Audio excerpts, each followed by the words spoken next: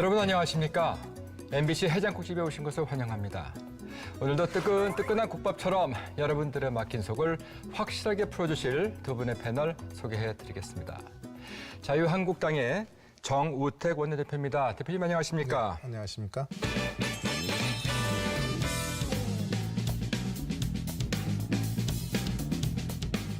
그리고 국민의당의 주승용 원내대표입니다. 안녕하십니까? 안녕하세요.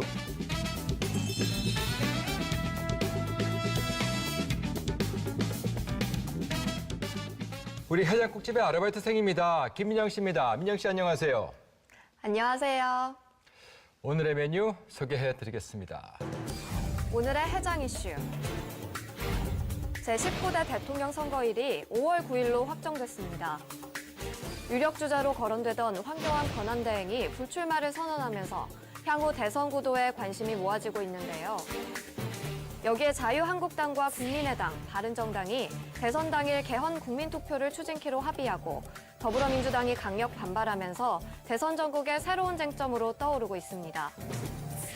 50여일 앞으로 다가온 대통령 선거 전망과 개헌 시기에 대한 입장까지 자유한국당과 국민의당 원내대표로부터 들어봅니다. 야당에 오신 것을 환영합니다.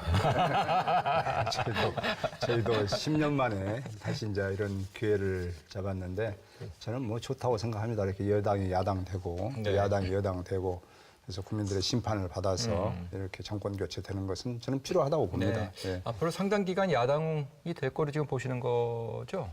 저는 정권 교체는 뭐 물론 국민들이 선택해 주실 거라고 보는데요. 네. 정권 이런 대통령을 모셔가지고 대통령이 탄핵 파면까지 당했는데 국민들이 또다시 정권을 줄 것인가 그것은 아니라고 보고 예. 저는 뭐 물론 그렇다고 해서 뭐 저희 당이 잡는 건 아니고요. 네. 이럴 때일수록 예. 더 국민의당이 잡는 게 아니다?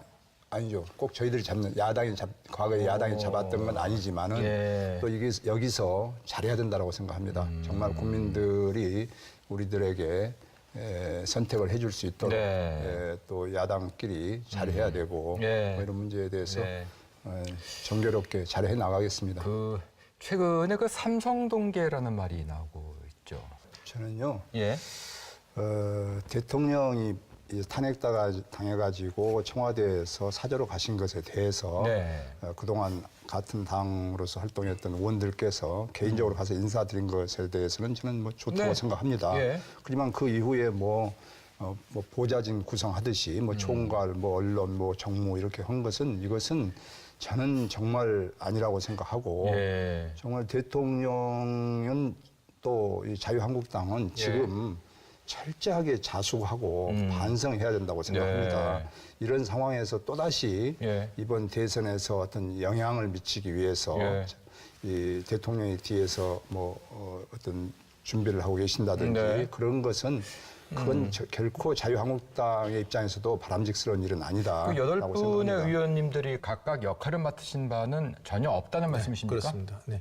원내대표도 모르는 역할을 맡았다는 것은 비공식적으로 맡았다는 거 아니겠습니까? 그 예. 자체가 지금 당이 이 정상적으로 지금 돌아가지 않고 또 임명진 예. 또 비대위원장께서도 예.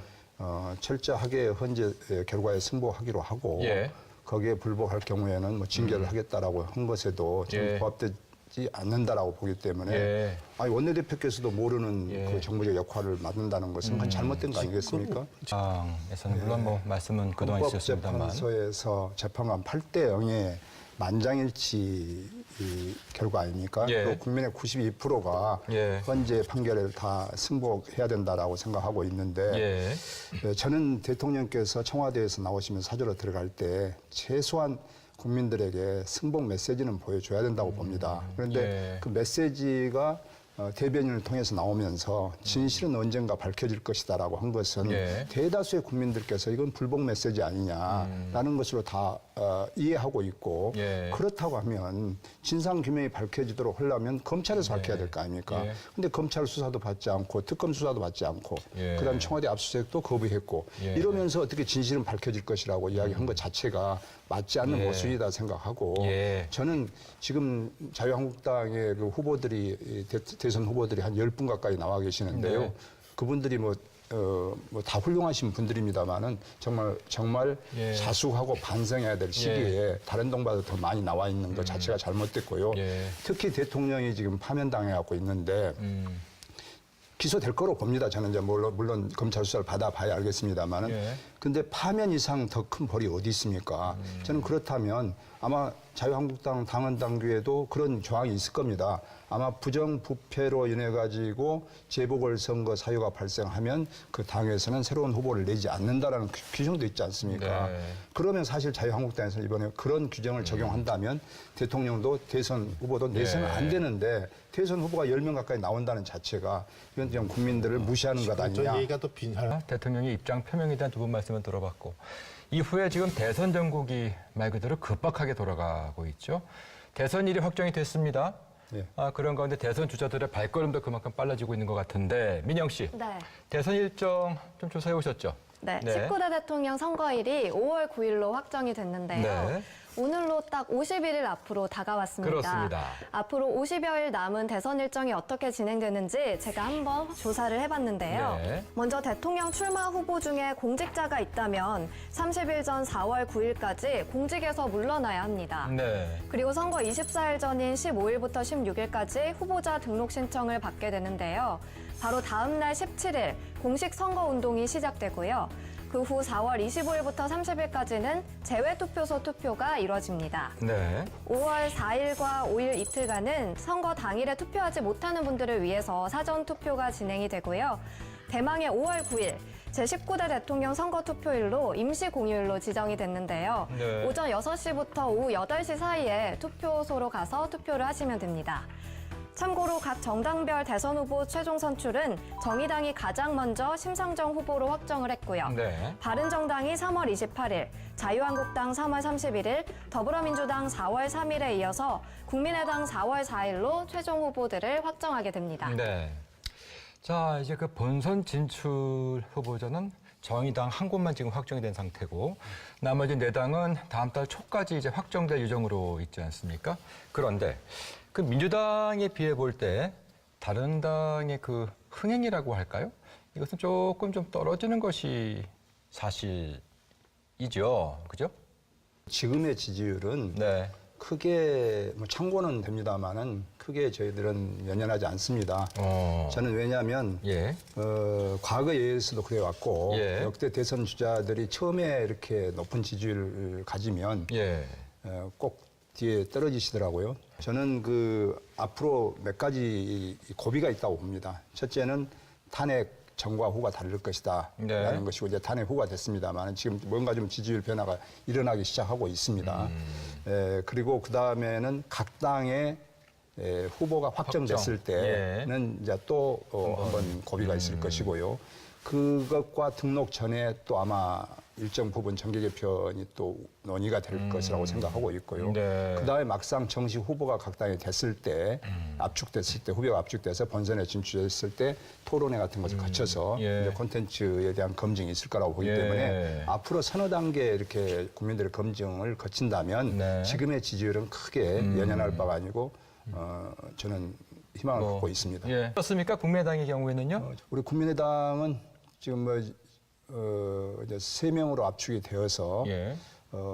지금 전국을 순회하면서 지금 경선을 하고 있습니다. 경선 룰에 대한 합의가 아직까지는 완전하지 않은 거죠. 예, 여론조사 방법만 지금 남았고 그게 핵심 아닙니까? 사실상? 그렇지 않습니다. 그것은 그 지금까지 여론조사 중에서 가장 그 이제 어떻게 결정될지 모르겠습니다만은 예. 그래도 정확한 안심번호를 이용한 뭐 여론조사라든지 이런 것은 아마 선관위에서 논의를 충분히 할 거라고 생각을 합니다. 네. 그래서 가장 공정한 그나마 여론조사가 이루어지도록 노력할 것이고요.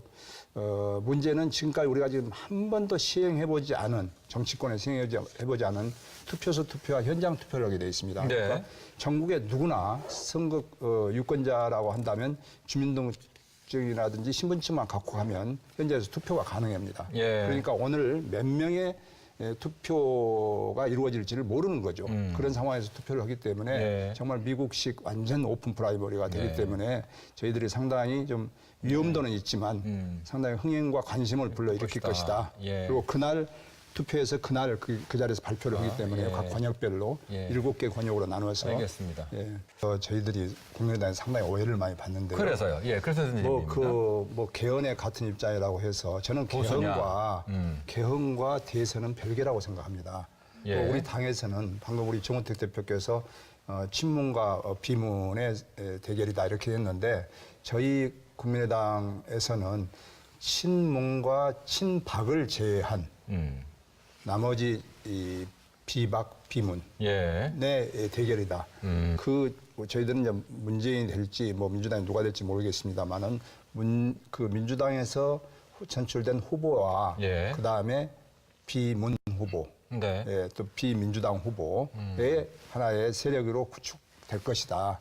하지만 자유한국당에서 나오지만은 크게 경쟁력은 떨어질 것이다. 저희들 이렇게 예측을 하고 이 양강구도 가는데 그 과정에 지금 개헌이 지금 이렇게 우리가 개헌 특위를 구성한 것 자체가 개헌을 대선 전에 하기 위해서 작년 12월 말에 구성해가지고 6월까지 활동 기간을 잡았다는 것 자체가 대선 전에 지금 개헌을 하려고 지금 준비를 했었는데 그 지지부진하다 보니까 또 민주당 특정 정당의 반대로 인해가지고 지지부진하다 보니까 못했던 것이죠. 그런 가운데 지금 빅텐트 얘기가 계속 나오고 있던데요. 그 김종인 그 전 대표고 또 정운찬 전 총리의 경우에 국민의당도 그렇고 바른정당으로도의 입당은 좀 요원해 보이죠. 저는 이제 빅텐트를 거론할 시기는 지났다고 봅니다. 예. 그래서 이제 뭐 창당한다든지 뭐 빅텐트를 뭐 제3지대에서 구성한다든지 이것은 좀 시기적으로 늦었고 일단 저희들이 항시 주장해 왔다시피 국민의당을 중심으로 해서 플랫폼 정당을 만들어서 모든 비문 세력들은 와서 같이 선의의 경쟁을 치르자. 하지만 자유한국당은 아니다. 예, 거기에서 제가 이런 생각을 갖고 있습니다. 뭐 친문이라고 해서 싫고 친박이라 해서 싫고 그건 아닙니다.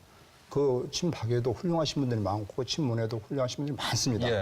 저는 이것을 가질 때는 정당은 정체성입니다. 그렇죠. 예, 중도 개혁으로서 너무 진보적이지 않고 너무 수구 보수적이 아닌 그래도 어쨌든 정체성이 비슷한 분들끼리 같이 하는 것이지 그래 않고 이합집산식으로 이번 대선만 두고 보자라고 한다면 또 대선 끝나고 나면 또 다시 나눠지고 이런 합당했다 분당했다 이런 것은 안 됩니다. 그렇기 때문에 저는 이번에 3월 국회 2월 국회에서 정말 우리 자유한국당 또 바른정당이 우리 국민의당이 주장하고 있는 개혁 입법에 대해서 좀 같이 정책 연대를 좀 했으면 좋겠다.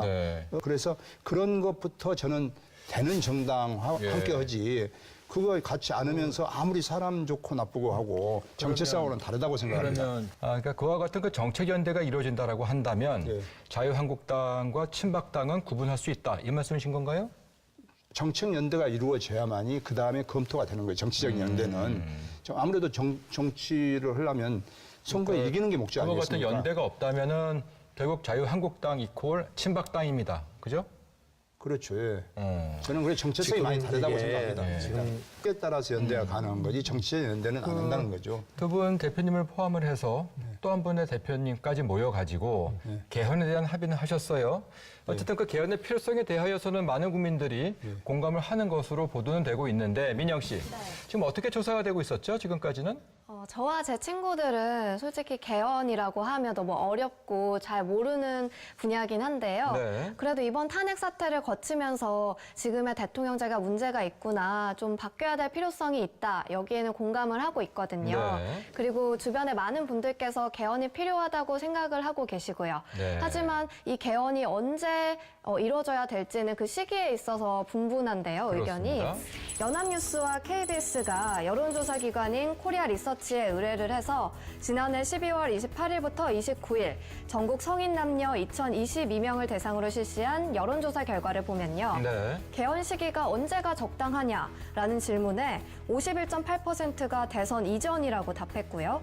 45.3%는 다음 대통령 임기 중이라고 답해서 선거 전에 하자는 의견이 더 높은 것으로 나타났는데요. 같은 곳에서 이달 11일과 12일 2,046명을 대상으로 한 여론조사에서는 대선 후가 45.8%로 더 높았고요.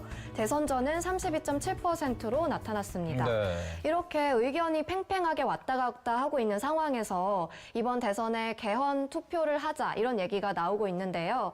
한꺼번에 하게 돼서 좋다, 편하다 이런 의견도 있는 반면에 개헌이 좀 중요한 문제이기 때문에 의견을 모아서 좀 성급히 할 필요는 없지 않을까 이렇게 네. 생각하시는 분들도 계셨습니다.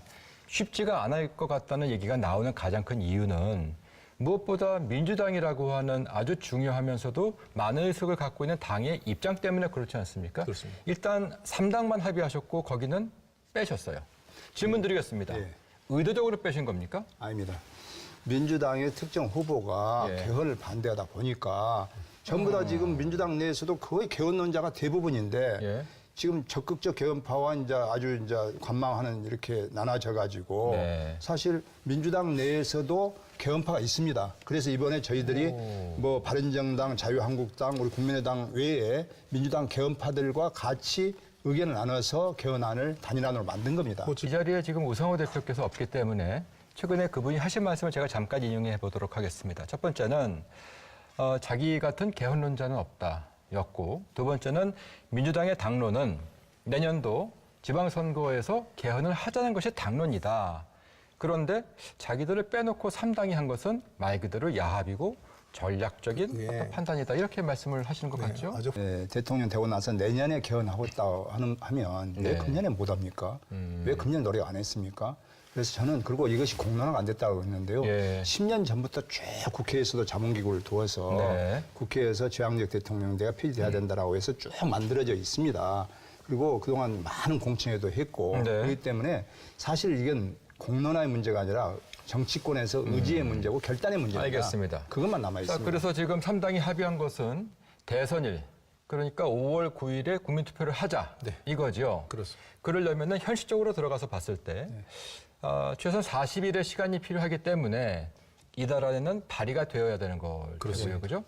그러려면 무엇보다도 구체적인 내용에 대한 합의가 또 있어야 될 것 같은데 어떻게 3당 간의 개헌안에 대한 합의는 구체적으로 이루어진 겁니까? 4당 간에 4당이요? 예, 민주당의 개헌파 의원님들도 참여를 해서 그건 개인적인 자격이지 당이라고 말할 수는 없는 거겠죠. 물론 어찌 하나하나까지 일일이 다 희망사항을 다 담겠습니까? 네. 우선 일 목적은 권력구조의 개편. 그거 합의된 문제. 겁니까? 예, 그것은 뭐 분권형 4년 중임제로 합의가 돼 있죠. 한숨을 이제 4년, 5년 단임제, 대통령 단임제는 이제 폐지돼야 되고 네. 분권형 대통령제로 가야 된다는 것은 대부분 300명의 국회의원님들 중에서 개별적으로 만나보면 예. 동감하는 의원님들이 많습니다. 아니, 이게 또 다시 정치적으로 예. 대선과 맞물려 가지고 있다 보니까 이게 많이 지금 희석되고 자기 의견을 개인적으로 표명하지 않은 분들이 많아서 정말 네. 안타깝습니다. 만약 이번에도 또 대선으로 인해 가지고 개헌이 되지 않으면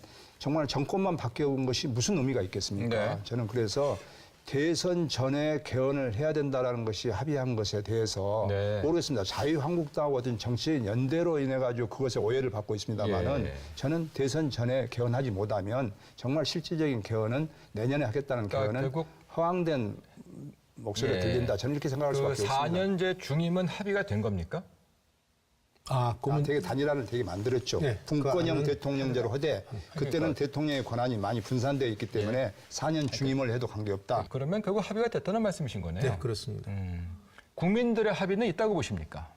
지금 개헌안에서 얘기되고 있는 이제 선출된 대통령의 임기가 3년으로 지금 얘기가 되고 있는 것은 사실입니까? 분권형 대통령제로 갔을 때는 부득이 총선 국회의원과 그죠? 대통령 맞춰야 임기를 되기 때문에. 맞춰줘야 되기 때문에 예. 2020년 5월 달에 맞추는 것이 가장 결국 3년이라는 말씀이신 그렇죠. 것 같고 예. 그럴 경우에 정말 그 차기 정부가 해야 할 그 국정과제가 정말 산적해 있는 상황일 텐데 그에 대한 걱정은 없겠습니까? 3년짜리 물론 대통령 5년짜리 대통령도 마찬가지입니다. 그것은 저는 지금 제왕적 대통령제 이것이 예. 이번에 촛불 민심에 나타난 예. 적폐청산 아니겠습니까? 적폐청산의 제1과제가 저는 개헌이라고 봤기 예. 때문에 그것을 우리들이 정치권에서 만들어서 발의해가지고 대선에서 예. 국민투표에 붙여서 국민들의 의견을 묻는 겁니다. 알겠습니다. 저는 그 적폐청산의 제일 큰 과제가 개헌이기 때문에 예. 3년의 임기 동안에 국정과제에 문제가 없을 것이다. 국정과제 수행함에 있어서는 3년도 문제가 없다. 물론 지금 너무나 헝클어진 이 국정을 외교, 안보 이것을 대통령이 3년 동안에 이걸 다 이렇게 안정적으로 마지막 할 수는 1년 또 없지만 레임덕일 거예요. 이제 앞으로 그건 국정 운영하기 나름이라고 저는 봅니다. 그래서 총리라든지 또 장관이라든지 이런 걸 예. 임명하는 과정에 있어서 많은 권한을 부여해가지고 예. 어떻게 운영하는가가 중요하지 3년 내에 이걸 다 할 수 있냐 아니냐는 알겠습니다. 저도 자신을 못하겠습니다. 그런데 또 한 가지는 그 국민의당의 내부를 보면은요. 예. 자유한국당과의 그 합의에 대하여서 상당히 비판적인 목소리가 나오고 있습니다. 그죠? 그것이 어느 정도 대선을 앞두고 있는 상황에서 이제 오해가 좀 있는 것 같습니다. 그래서 자유한국당하고 같이 정치적 연대를 했다라는 것에 대한 비판인데요. 당대표부터 예, 근데 저희들은 가장 먼저 추진하고 있고, 그 말씀은 그래서 드리면 당대 상황 우리 당 문제가 되고 당론이 있다. 예. 개헌을 하되 가급적 빨리 개헌한다라는 것이 우리 당의 당론입니다, 지금까지. 예. 예. 자, 한 말씀만 예. 드리면 300명 국회의원 있지 않습니까? 네. 다 하나가 개별적으로 정당에 속해 있는 분도 계시지만 예. 한 분 한 분이 입법기관입니다. 예. 저희들이 탄핵을 가결시켰을 때도요, 야당만 가지고는 탄핵을 못 이뤘을 겁니다. 그때도 그 당시에는 새누리당 의원이 60여 분이 도와주셨기 때문에 탄핵이 이루어졌던 것이고, 개헌도 마찬가지입니다. 개헌도 200명 이상의 찬성을 얻으려면 그것은 정당끼리 이렇게 해서 결정을 하라는 것이 아니고, 만장이 거의 네. 만장일치수준의 각 정당이 다 찬성을 해야지 네. 이 가결될 수 있도록 만들어 놓은 것 자체가 예. 개개인의 어떤 정당을 떠나서 알겠습니다. 네. 자, 지금 그 민주당의 입장뿐만이 아니고요. 예컨대 안철수 후보, 또 유승민 후보 모두가 다 대선 일에 국민 투표를 하는 것에 대한 입장은 좀 부정적인 것 같습니다. 그죠? 이건 어떻게 봐야 될까요? 지금 문재인 대표는 가장 유력한 대권 주자 아니겠습니까? 네. 거기는 지금 지난번에도 한 말씀하셨지만은 지금 대통령 4년 중임제 쪽에다가 지금 무게를 두고 계신 것 같고요. 네. 나머지는 전부 다 분권형 대통령제에 지금 무게를 두고 있다고 봅니다. 그래서 저는 이제 우리 당의 당론을 개헌을 하되 가급적 빠른 시기 내에 한다. 그래서 네. 대선 전에 할 수도 있으면 대선 전에 한다라는 것이 당론인데, 안철수 대표는 대선 전에 가능하겠는가? 그러니까 정 안 되면 약속을 하겠다. 내년 지방선거 때까지는 국민투표에 붙이겠다라고 네. 약속을 했다는 것인데요. 제가 거기에 걱정스러운 것이 과연 임기 단축이 된 상황에서 네. 저는 과연 3년 내 임기를 하겠다라고 아까 하신 말씀인 약속하겠는가라는 거예요. 것에 대해서 제가 궁금해지는 대목은 당내 추인을 과연 받으실 수가 있겠습니까? 라는 질문입니다. 당대표가 반대하고 계시죠? 유력 후보가 지금 반대하고 있습니다. 가능할까요? 의원총회를 해봐야죠. 그래서 이번 주 초에는 각 당이 의원총회를 해서 예. 이 단일화된 예. 이 성안된 이 개헌안을 가지고 알겠습니다. 자, 그래서 두 분 말씀하신 것처럼 만약에 이번 주에 발의가 된다고 한다면 바로 이제 국회에서 의결 절차를 거치게 되겠죠? 후라고 말씀하시면 한참 뒤가 될 수도 있다는 말씀이십니까? 지금 대선이 50일 남았지 예. 않습니까? 그러니까 20일 공고 기간을 거쳐서 예. 60일 이내에 표결한다 이렇게 돼 있기 때문에 뭐 20일 넘게 되면 언제든지 표결을 할 수 있는. 예. 자, 그래서 만약에 예. 표결이 제날짜라고 하는 것은 두 분이 말씀하신 것처럼 대선일에 하기 위한 그 시한에 표결이 이루어지지 않거나 또는 이루어진다 하더라도 무산이 될 수도 있는 거겠죠. 일 경우에는 어떻게 하실 겁니까? 저희들 그래서 부칙 조항에다가 예. 만약 그럴 상황이 발생했을 때를 대비해서 지금 대선 후보의 공약만 믿고 저희들이 그 개헌이 될 것이다라고 하는 것은 아무도 없을 겁니다. 네. 그래서 저희들은 부칙 조항에다가 대선 후 1년 이내에 반드시 국민투표를 한다, 개헌한다.